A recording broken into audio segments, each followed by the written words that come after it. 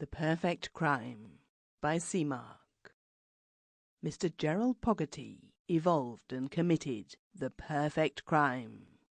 The capitals are excusable, for no less a critic than the Attorney General himself, in rising to state the case for the Crown, thus described Mr. Poggety's experiment.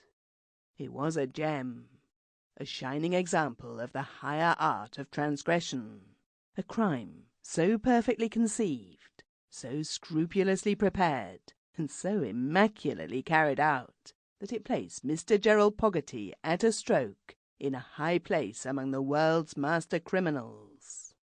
It was the only criminal offence Mr. Poggety ever committed in his life.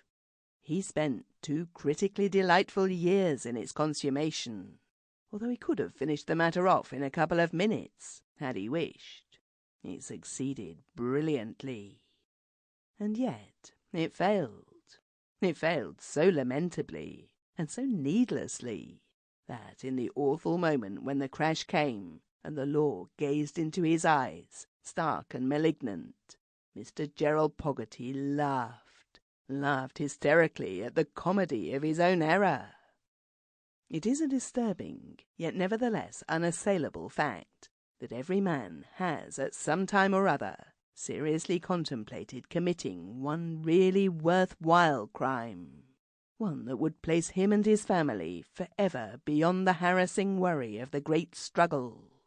He has done that just as assuredly as he has at some time or another seriously contemplated the question of suicide.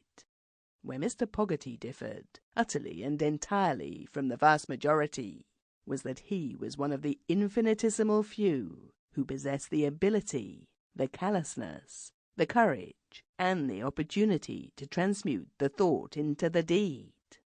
He began committing his crime on a Saturday, exactly 2 years before he actually took up his pen and wrote a few figures on the wrong side of the legal line. On that day, several things happened to Mr. Poggety that had never happened before. To begin with, Mr. Poggety got to the bank that morning an hour late. That had never happened before. But that morning there had been a suicide on the train, and that had never happened before. Some poor half-demented creature, battered and beaten in the great struggle, and lacking one of the essentials for committing one really worthwhile job, had suddenly grasped up at a courage big enough to do the biggest job of all. Mr. Poggety gazed at the open door. He muttered, "Dear me," and gazed dully round, as though to assure himself. Sample complete.